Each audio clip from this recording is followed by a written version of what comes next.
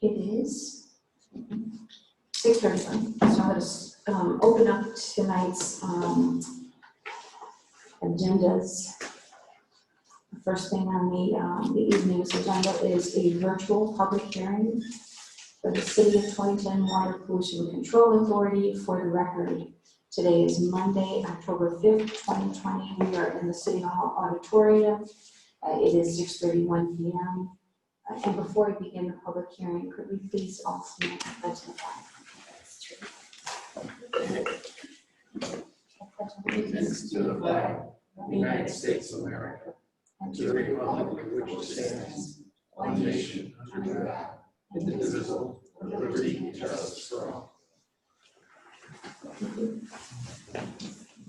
All right, so the purpose of the public hearing is to solicit citizen input regarding the acceptance and acquisition of sanitary sewers on Torrington Street and Putter Lane as public sewers.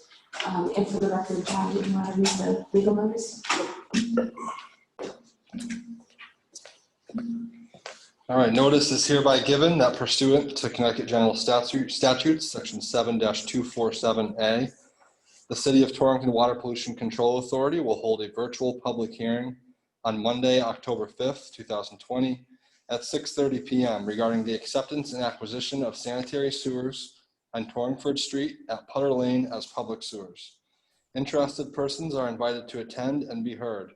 A copy of the planned Putter Lane Sanitary Sewer Extension, Torrington, is on file and available for review in the Engineering Department located in Torrington City Hall, room 307. Pursuant to the Governor's Executive Order number 7B, there is no physical location for this meeting. Members of the public are encouraged to submit their comments in writing to the City Clerk's office before 4:00 p.m. on Monday, October 5th, 2020.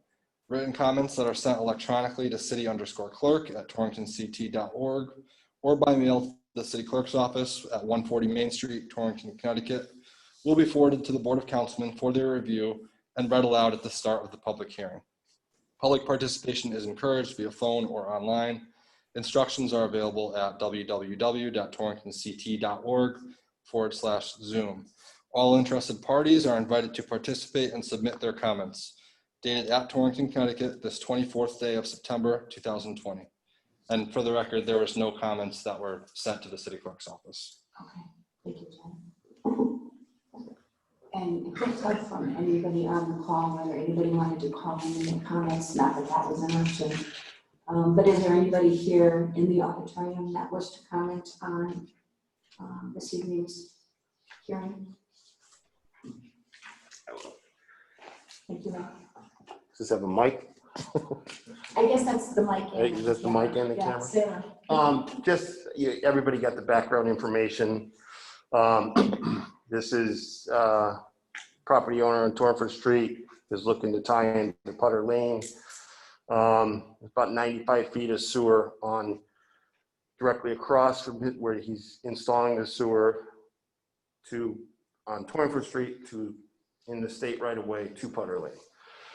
The only reason that we're looking at accepting this as public sewer is because there's a large parcel that is directly north of this property that has the potential for development and future connection to the city sanitary sewer. So that is really the only driving force behind our request to have the city accept it as a public sewer, as opposed to keeping it a private sewer. Thank you. And well, anybody else from the public wishing to comment? All right, then I'm going to go ahead and close this meeting, and let me do it in the traditional way. If there are no other comments from the public, I'll declare this meeting closed. I will declare this meeting closed. This hearing is now closed. All right, so we'll move right into the regular council agenda. For the record, it is now 6:36 p.m. Today is Monday, October 5th, 2020. We are still in the City Hall auditorium. This is the regular meeting of the City Council and WPCA. And item number 1 on the agenda is a roll call vote.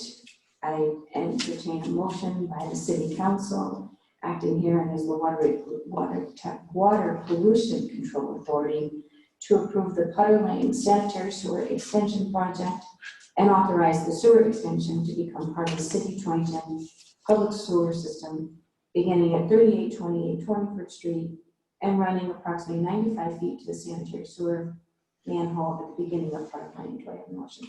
So moved. Thank you, Councilwoman Wagner. Second. And seconded by Councilman Waldron. Questions or questions to Ray or Ed? Ed is here as well. Questions? Excellent foresight. No questions. Then I'll call the motion. As I said, roll call. I'm starting from my right. Councilman Waldron. Yes. Councilwoman Wagner. Aye. Councilman Rubino. Yes.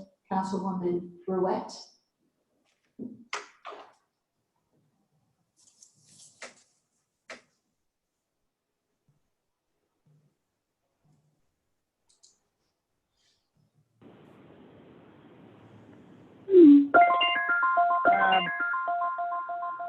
Mayor, can you hear me? I can. And your vote on this motion?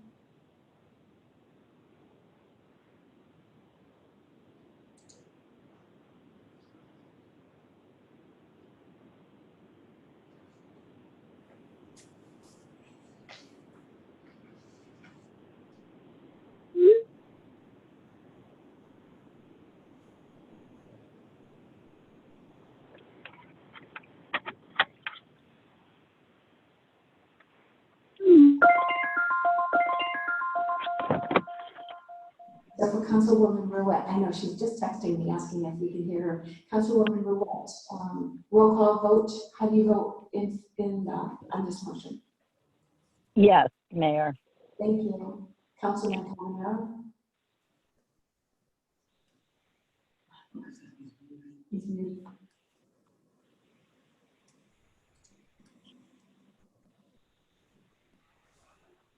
Councilman Cavanero, how do you vote on this motion? He's muted. Say yes. City? Yes. Thank you. There you go. All right. First Zoom meeting. So that's unanimous. This motion carries. Moving on to item 2 on the agenda, I will entertain a motion to approve the minutes of the public hearing held on September 21st. Move to. Thank you, Councilman Waldron. Second by Councilman Wagner. Questions on the motion? Hearing none. All in favor? Aye. Any opposed? Motion carries.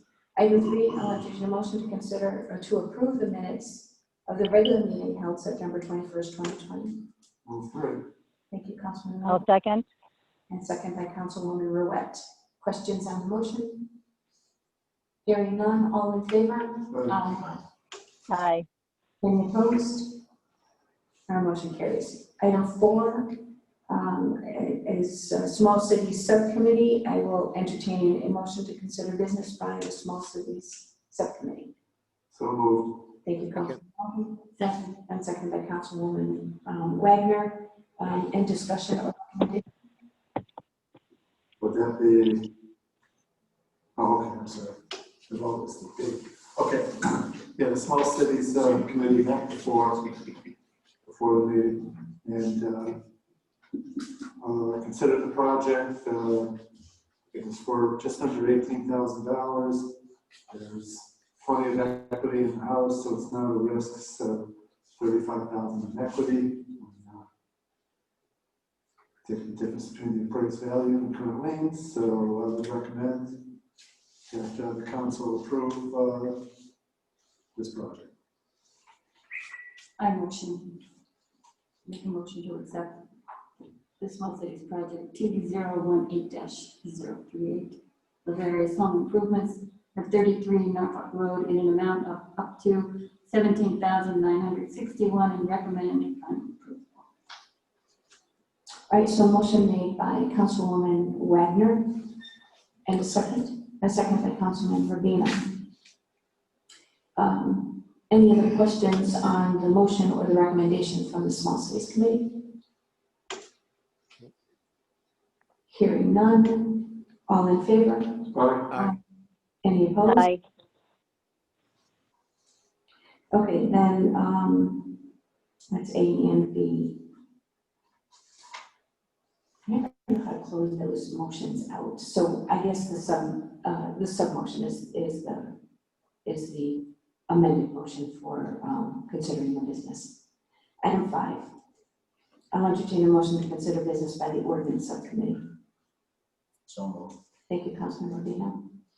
Second. And second by Councilwoman Wagner. Well, the ordinance committee met tonight, Paul and I met. And what we decided on this next, the item, the recommendation for a possible vote, we would like to send this to a public hearing. Okay. If due possible, at the next meeting, and set it up. We know it'll probably go through and just give the public an opportunity to say something about the policy, the ordinance.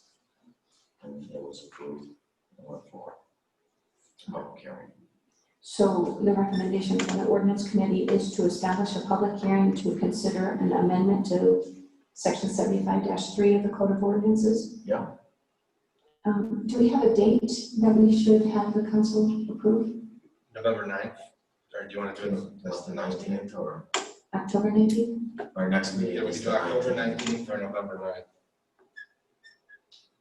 Because we'll have another one after we do the discussion, we're gonna have another one that's probably gonna, paperwork's gonna come forward the 19th. So the subcommittee will have to meet again. There you go. Okay, so So November. we'll do it the 19th. After you approve it, you have to wait another 30 days. So, So we have to Say wait earlier. 30 days for a public hearing. Personally, I prefer the October one. October 19th? Yeah. All I right, look so forward to this, actually. I very much want to hear. You know, I think this is a really interesting question to pose before the public. Got a beautiful new space. How do you really envision it? And I expect there's going to be, you know, some very big discrepancies between how people are seeing this space and how it should be employed for the, you know, for our city. So it should be an interesting conversation. That's my 2 cents. Unsolicited, of course. I think we're in discussion, so it was actually solicited, yeah. Okay. So did I hear October 19th for the public hearing? That's not necessarily the date that you vote on it, but it is the date that we'll have the public hearing to get public comment. Okay, all right. All right, so the motion that I'm hearing is a recommendation that the council approves setting a public hearing for October 19th for the purposes of consideration of amendment to section 75-3 of the Code of Ordinances of the City of Torrington to consider allowance of alcoholic beverages on a limited basis at Franklin Plaza. And also, finish that motion, and I got more of it coming out of it. Good, okay. All right, so do I have that motion? I'll make that motion. Thank you, Councilwoman Wagner. Do I have a second? Second. And second by Councilman Rubino. Any further questions or comments on this motion? Hearing none, all in favor? Aye. Aye. Any opposed? Aye. One other item that came up through the ordinance subcommittee is we're going to enact the council to take a look at the noise order to a possible future noise ordinance for the ordinances that we have, because we don't really have anything with any teeth in it right now as a noise ordinance. So we want to get it going, see different policies from different towns, and have him write up something for us for the next meeting so we can set a public hearing and make that, get motion to that. Yeah, busy And we both committee. agreed at the time that's a good idea to start it. Okay, so no action by the entire city council, but just an update on what Yeah, you're doing. they look at the what an ordinance would look like, and then set it for a public hearing and see what the public has to say, and then follow suit after that with approval or disapproval. Okay. All right. Any other report from the subcommittee? That's it. Okay, thank you. Item 6, I want to entertain a motion to, actually, I don't think we need a motion. We can move right into a presentation. We have Ray Drew, we have Bill Mayers, we have Tim Cody from the street department here to do a presentation on the winter operations plan.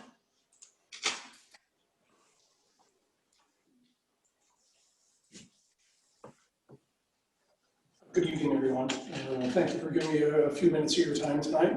For those of you who don't know me, my name is Bill Mayers, and I'm your Public Works Superintendent, formerly known as Superintendent of Streets and Parks.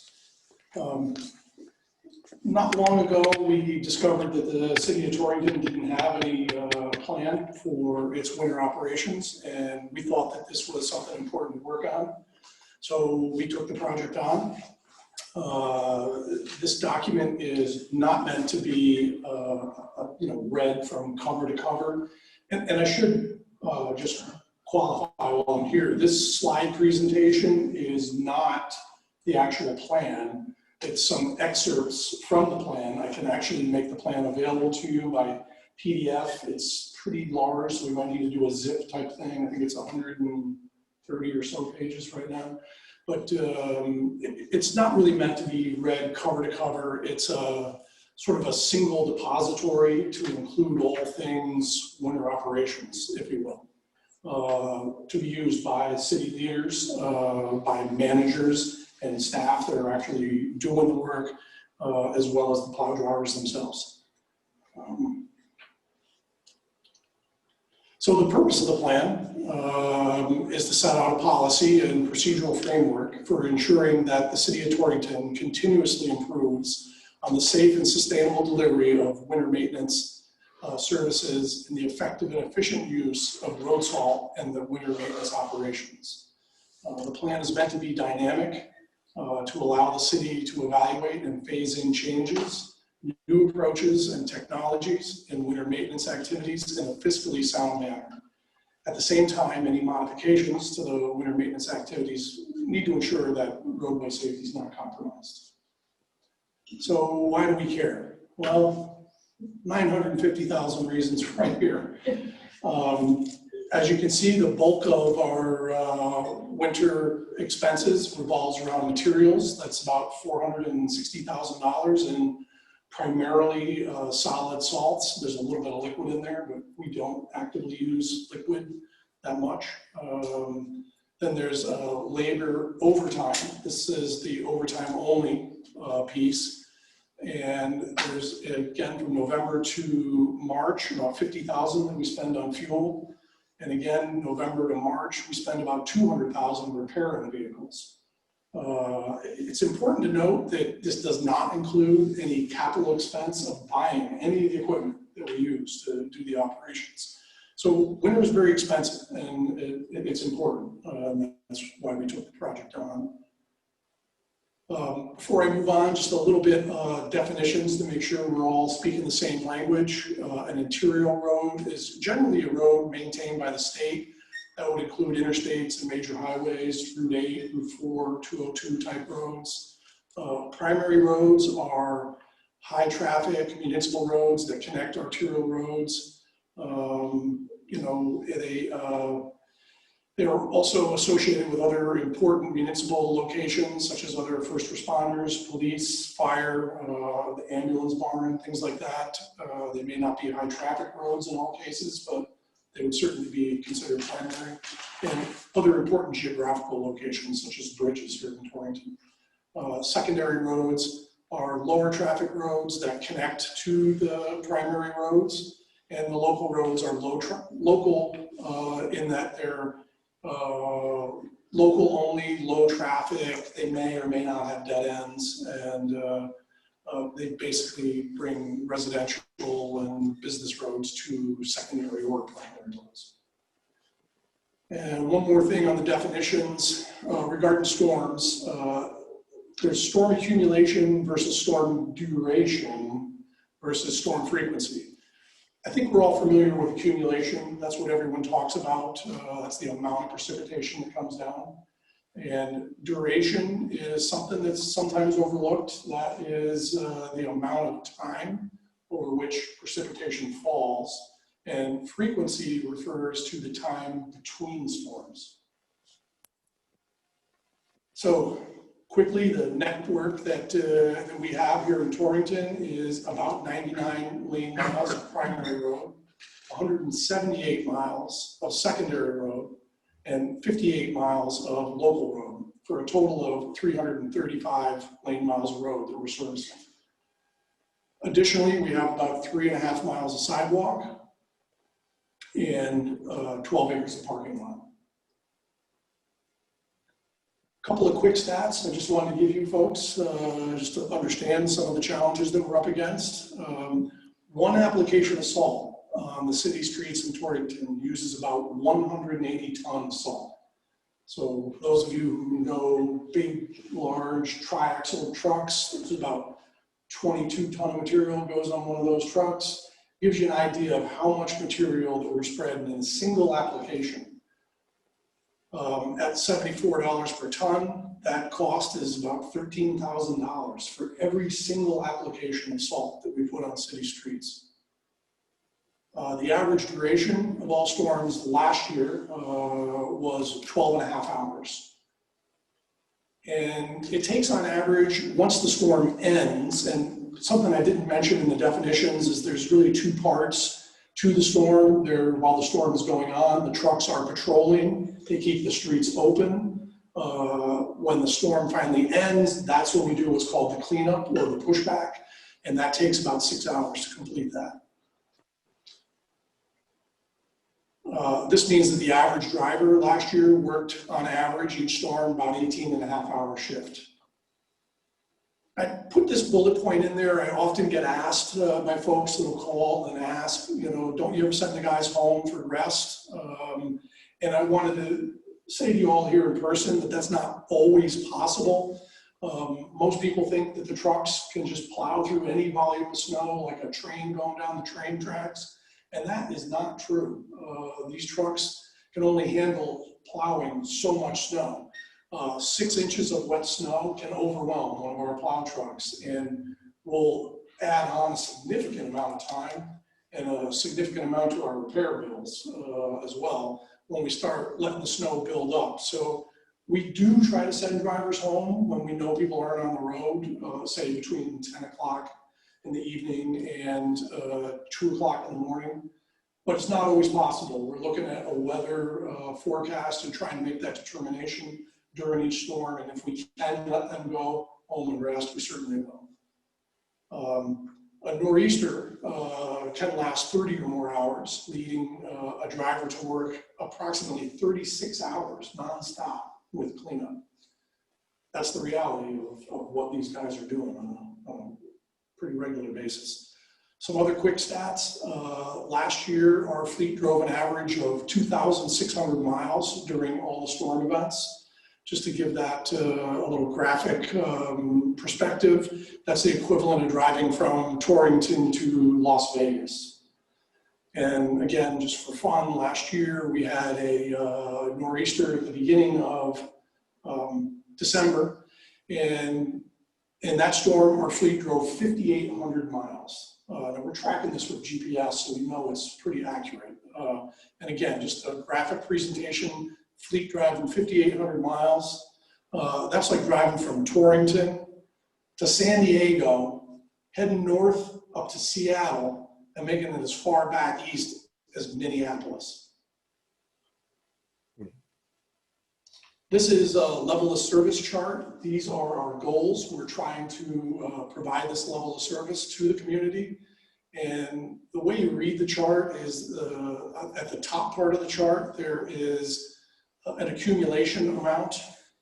So you can see if in the middle of the chart, if it were 3 to 4 inches of snow, we're looking to have all the primary roads cleaned up 5 hours after it stops snowing.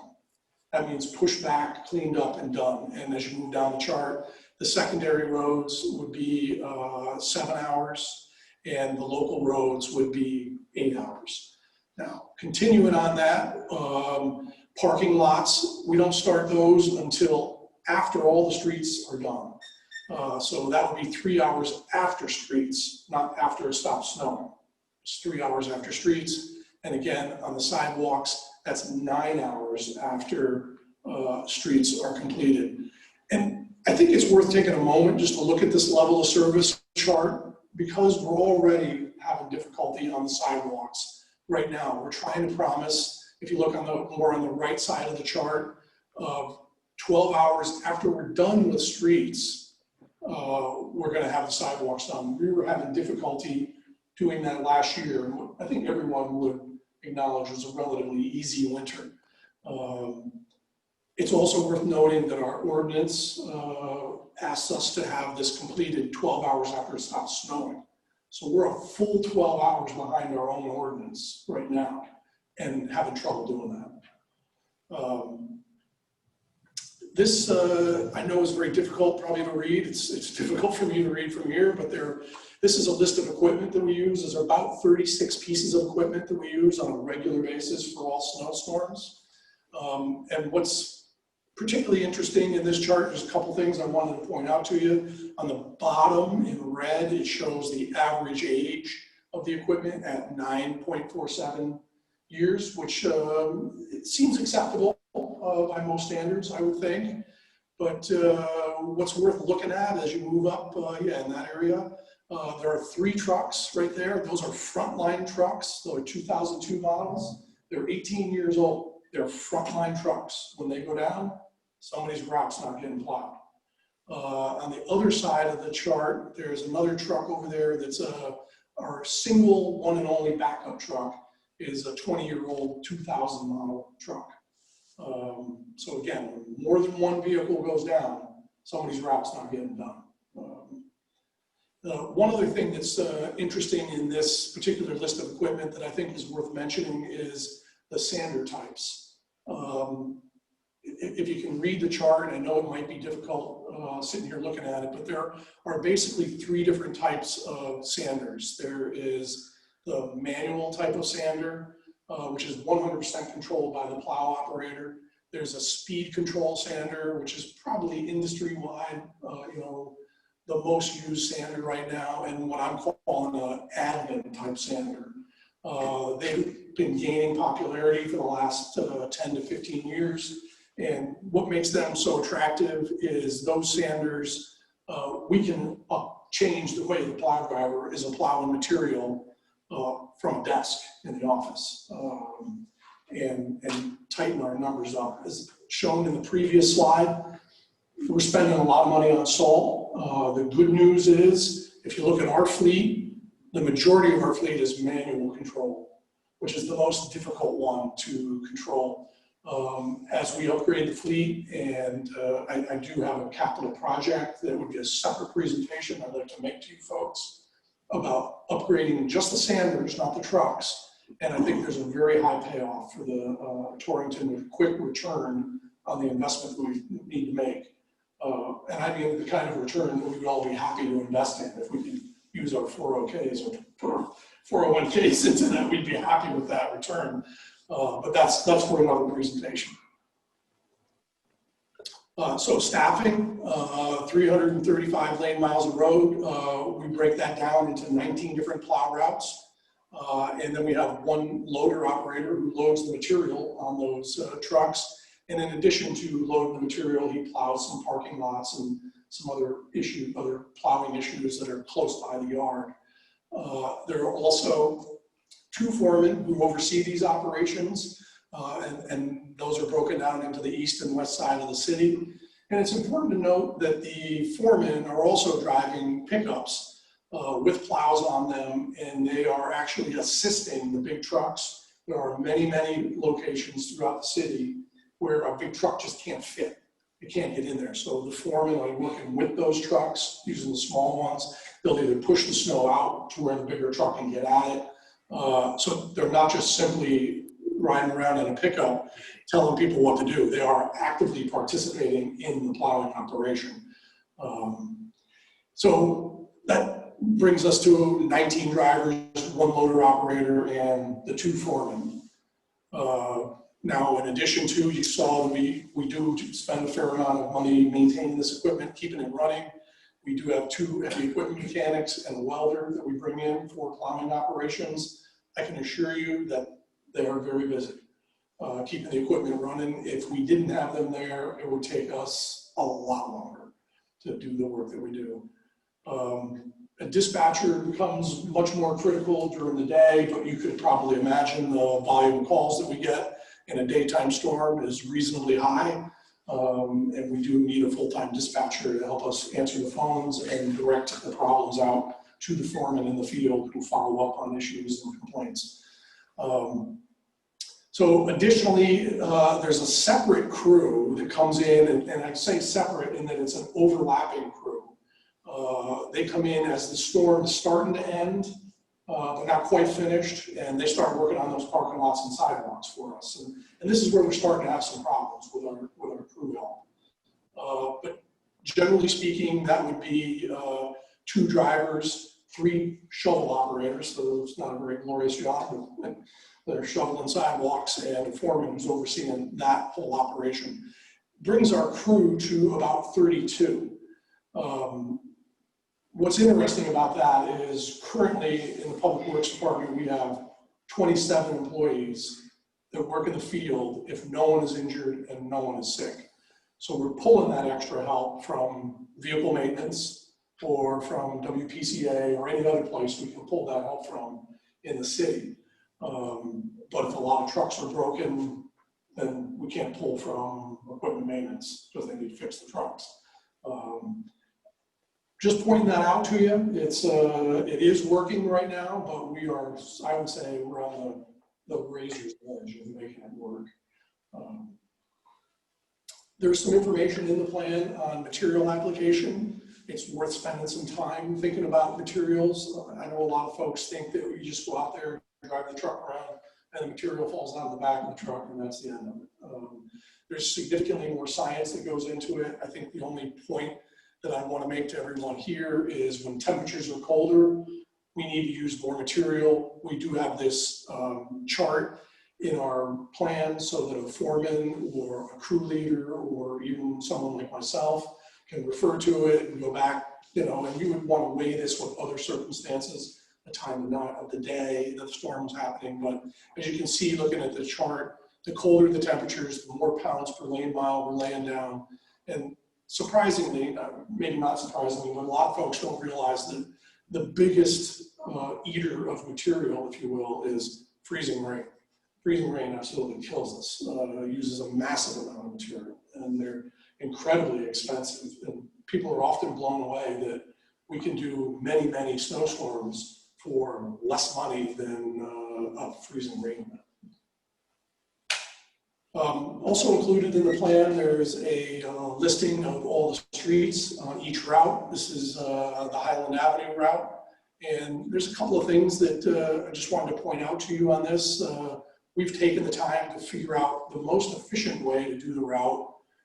That's the sequence, the second column from the right. And if the driver plows the streets in that order, we found that to be the most efficient way to do it 80% of the time. That's not true all the time, but for the majority of time, that's the most efficient way to do it. The driver would also be able to get information out of this and see where the primary streets are, secondary streets are, and local streets are in the event that we ever had to give directions to do. There is the possibility, if we were getting 3 feet of snow in one night. I don't know if you guys remember a snowstorm back in the 70s. I don't want to date myself, but it did happen, where we got a tremendous amount of storm in one night. That would swamp our vehicles. There's no way that we could plow an event of that size. And at that point, if we were expecting something like, we would drop back and try to only keep the primary streets open. That's why we presented the information in the manner that we did. There's also a map, and I know I put this on here sideways for you guys, but I couldn't put it on in a way that you'd really be able to see it otherwise. But each route, in this case, this is the Highland Avenue route, is highlighted in red. And then I don't know if you can see the little stars or the little blocks. Those are primary roads, again, graphically represented in a map type of view, primarily for driver use. So I said this plan was dynamic and changing, and this is a dynamic changing part of the plan. We do have a list of all the different street ends in the city. which would include cul-de-sacs. We've broken them into 3 different types, cul-de-sacs, dead ends, and hammerheads. And what we're trying to do is come up with, and there's hundreds of them. This is just a quick list, but there's many hundreds of them. That list is already compiled. We're trying to do this for every single street end in Torrington. And what this shows, there's 2 different graphics here. One on the left, I believe is Bernie Brook, if I can see that from here, pretty sure that's what it is. And we're basically trying to let drivers, and again, one of the problems we're having is not being able to give a driver a route for an entire year and let them do just that route. When you have to switch it up, we're finding where we get most of the phone calls and the complaints are on street ends. So we're trying to put this together to have for that driver that's not used to doing a particular route, where he can refer to all the street ends on that particular route. And so in this graphic on the left, we're showing where we're stacking the snow in that white oval circle. Yellow would be a concern area. In this particular case, there's utilities, underground utilities there, a transformer. There's a lot of snow, you might not know that. That's why if you were the plow driver that always did that route, you would know. But if you weren't the plow driver that always did it, you might not know. That's why we're doing this. So in yellow is a concern area. White is where we're stacking snow. And on the other side, I believe that's Ford Street. We're highlighting a catch basin that we want to make sure the driver leaves open so that when snow is melting, it's properly going off the street, not refreezing and creating a cold for us to come back to.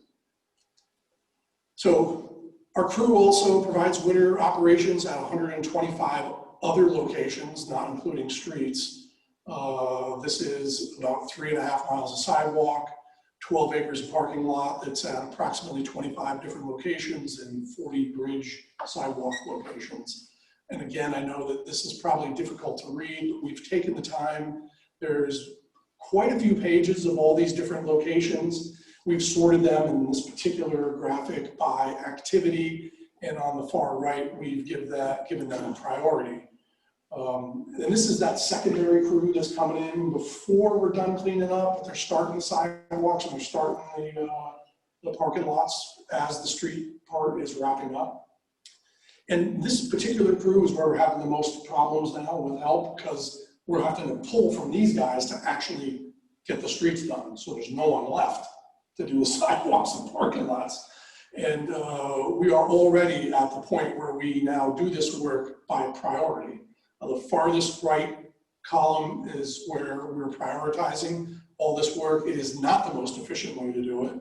Where I showed you on the streets where we had a sequence. We can't do the sequencing but for efficiency in the parking lots and sidewalks.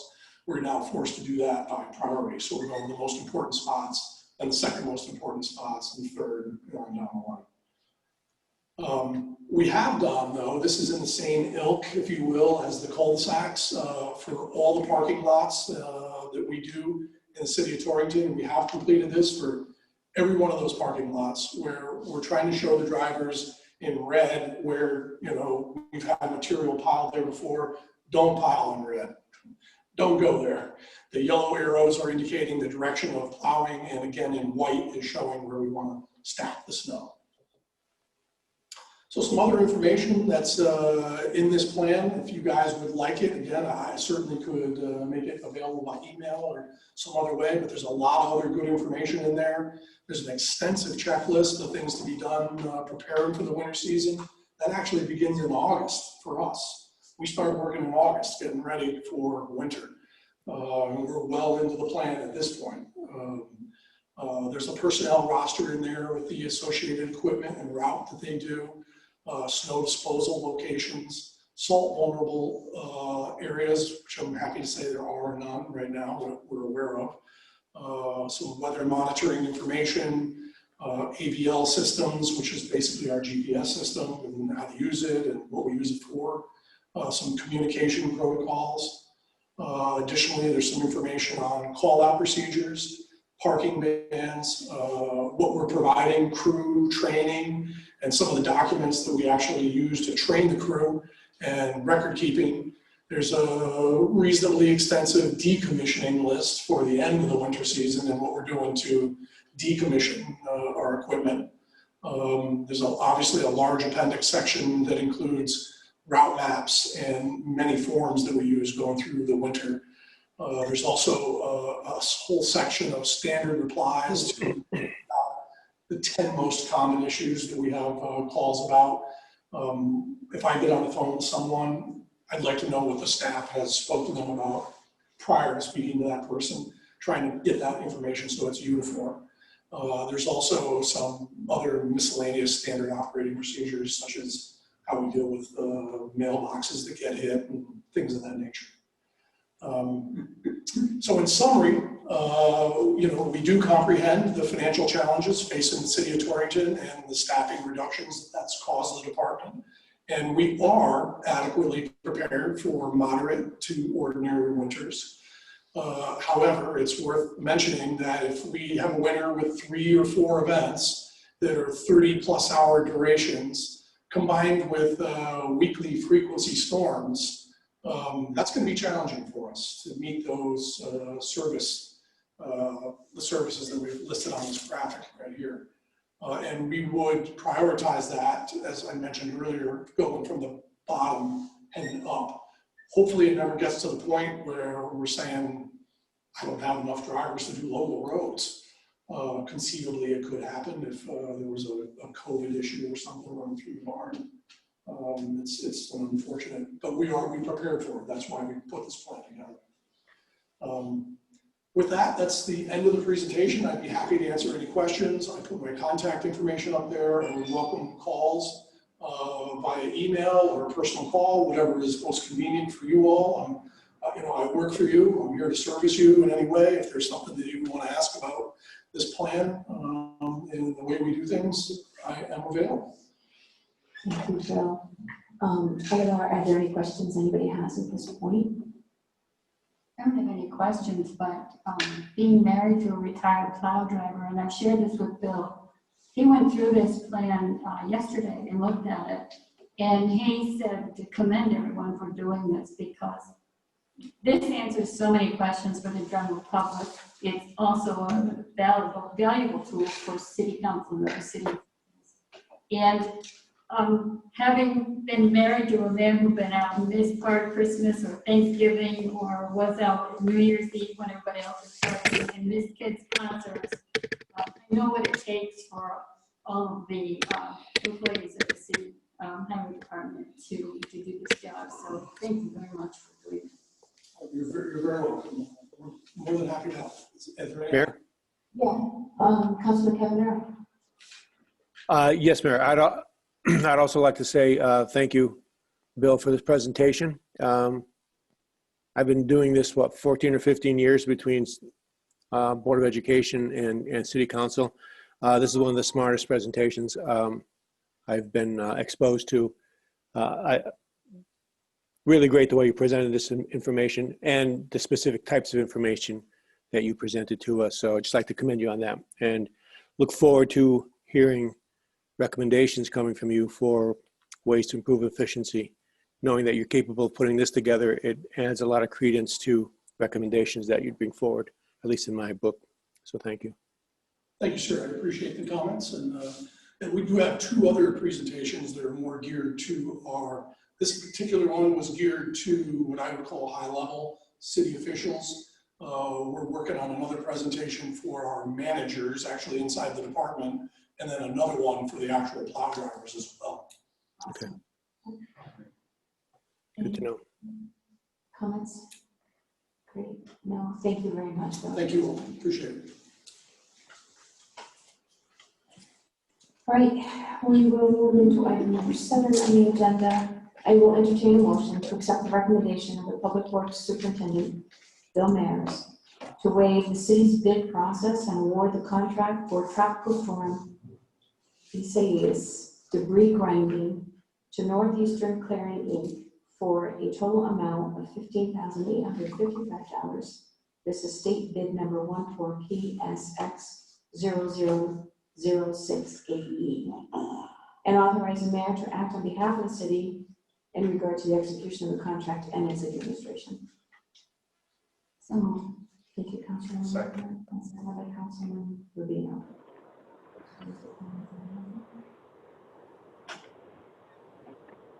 Hearing none, all in favor? Aye. Aye. Any opposed? Aye. Motion carries. Item 8, acting herein as the Water Pollution Control Authority, I'll entertain a motion to approve the following payments from Fund 490 Sanitary Sewer Capital Improvement, 9/28/2020, Salt Marsh Industries, Inc., $91,081. 10/1/2020, contractor Weston and Sampson Engineers, $12,000.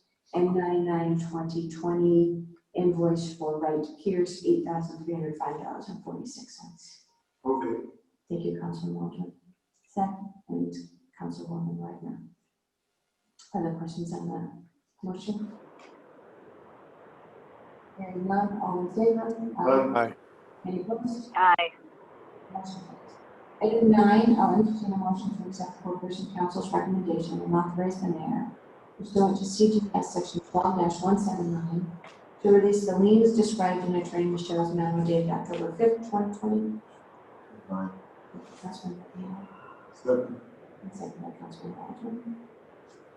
Questions on this motion? Hearing none, all in favor? Aye.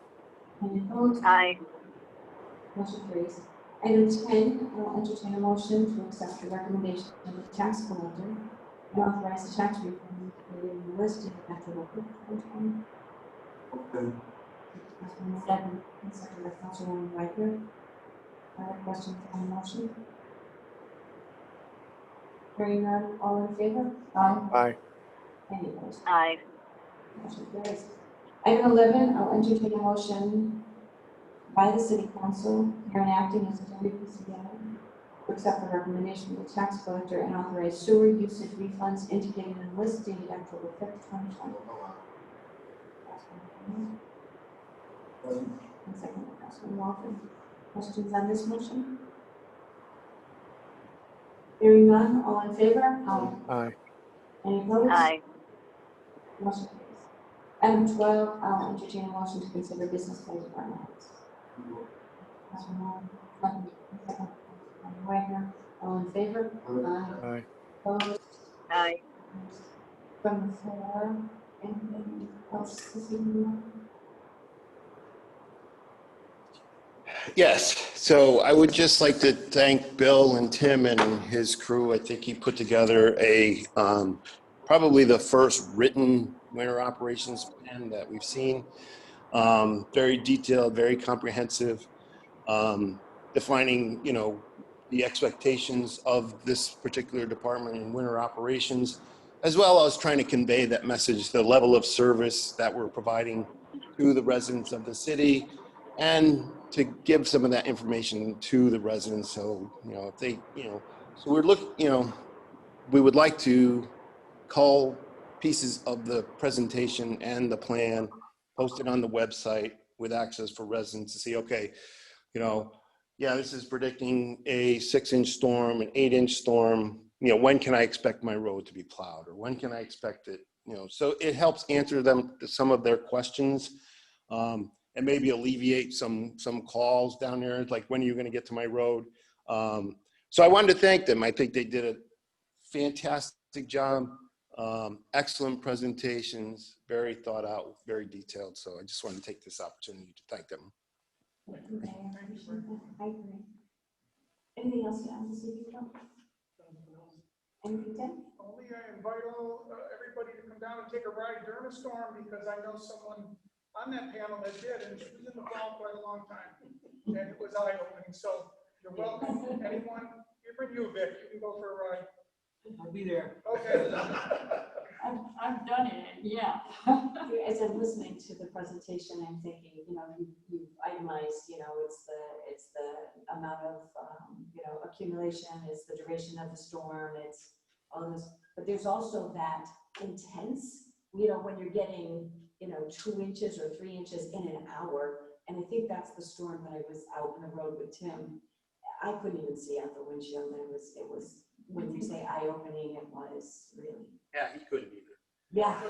Yeah. But you know what? He knew the roads, so he didn't need to look out the window. He knew where there was gonna be a bump that he needed. But plow, feel the plow, that's all. That's how you Yes. go. Yeah, incredible. It is, it's a real skill. And anybody who questions or wonders, that is a real skill set. And kudos to everybody that is brave enough to do that. Anything from the treasurer's office, Dan Farley? I do, if you could, please. Yeah.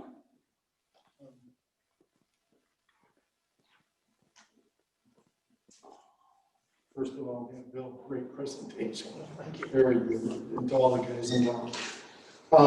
So I came before the council in, I think it was May or June, and told you that I was doing a study on our small cities loans that we had, because it's my office that keeps track of those things, and in reviewing a lot of them, I found stuff that over the years had gotten not filed properly, or something got foreclosed on, and the documents never got from the city clerk's office up to the treasurer's office, or perhaps some of the projects were actually released, but those releases didn't make it to our file for some reason. So I've completed the internal audit. Mayor, could I pass these? Please. We'll make sure that we get copies. Yeah, and I've got copies for the council members. I'll give them to Jonathan. He can either mail them to you or.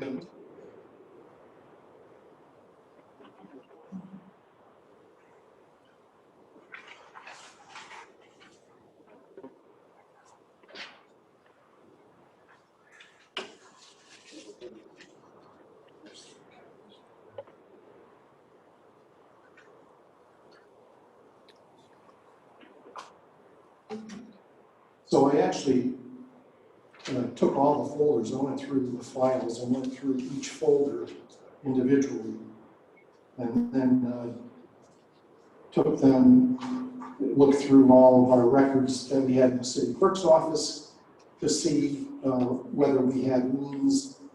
Obviously, when these people take out these mortgages, the city puts a lien on the property, and that lien becomes due when either the individual passes or they transfer the property. Well, I did find one glitch though. Sometimes what happens is, maybe Vic could explain it better. There's a, I don't forget what it is, the transfer quality, so high.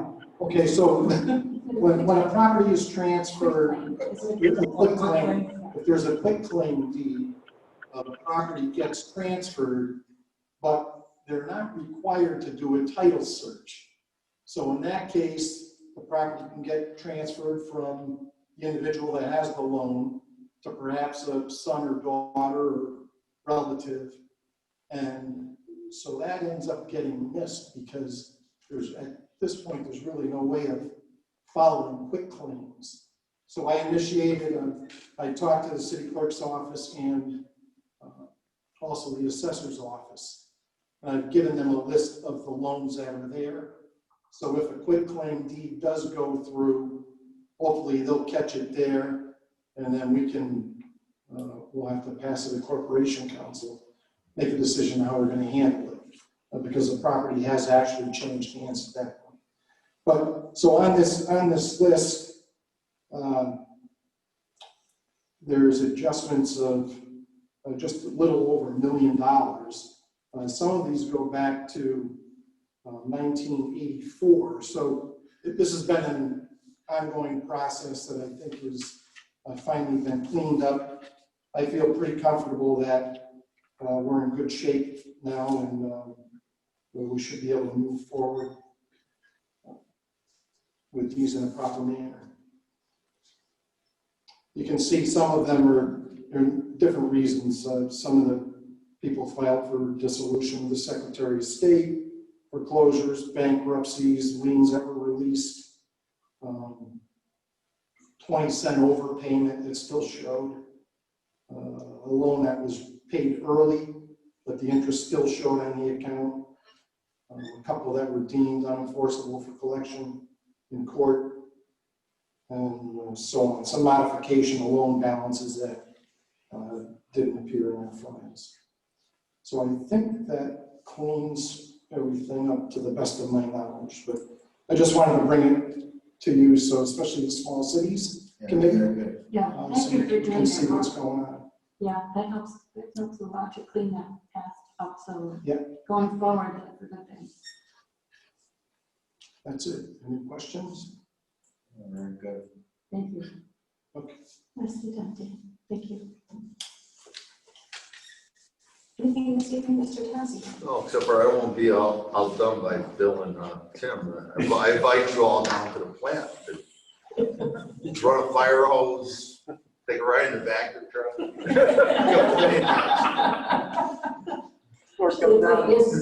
It is one of my favorite places to visit, because it is just so fascinating to me, so. Anything from the city clerk's office? Yeah, Carol left me with a couple of things. So we've issued over 4,000 absentee ballots so far, and we're starting to receive them in. They pretty much all went out on Friday of last week, so we're already getting them returned. And Carol's been a workaholic. She's worked over 170 hours over the past 3 weeks. Late nights, working on Saturdays and a couple of times. And we're accepting volunteers as much as we can, whether it's stuffing envelopes or what have you. So. With, while we have you on that topic, with the legislative action last week regarding being able to open those outer envelopes and verify the signatures, is that going to be part of your strategy to compass those ballots? So our office is discussing with the registrar of how we're going to handle that. It's not a simple thing of just, as we receive ballots, just handing them over to the registrars. There's an affidavit that goes along with it, and it's a process of the city clerk confirming the amount exactly that we're transferring over, to make sure that everything's accounted for. So I don't believe anything has been decided yet. But the two offices are working together on that to come up with a strategy. I'm thinking if it's over 4,000 ballots, just trying to do all of that on election day seems almost impossible. Mm-hmm. Yeah. Thank you to your entire department and to Carol. I know that you guys have been really working very hard on all of that. Anything from Corporation Council? No, thank you, Mayor. You're good? All right, so I'm going to move on to item 13. I will entertain a motion to consider business by the mayor and members of the council. Thank you, Councilman Rubino. Second by Councilman Waldron. All in favor? Aye. Aye. Opposed? Start from our Zoom participants. Anything this evening, Councilman Cavanero? Nothing, Mayor. Thank you. Anything from Councilwoman Ruette? Nothing, Mayor. Thank you. Councilman Waldron? No, nothing for me. Thanks. Thank you, Councilwoman Ryder. Nothing from me. Thank you, Councilman Rubino. I'll stay together, nothing from me. Now, then you know what? If there's no further business before the board, I'll entertain a motion to adjourn. So moved. Thank you, Councilman Whitener, second by Councilman Rubino. All in favor? Aye. Opposed? We are adjourned. Thank you all. Thank you.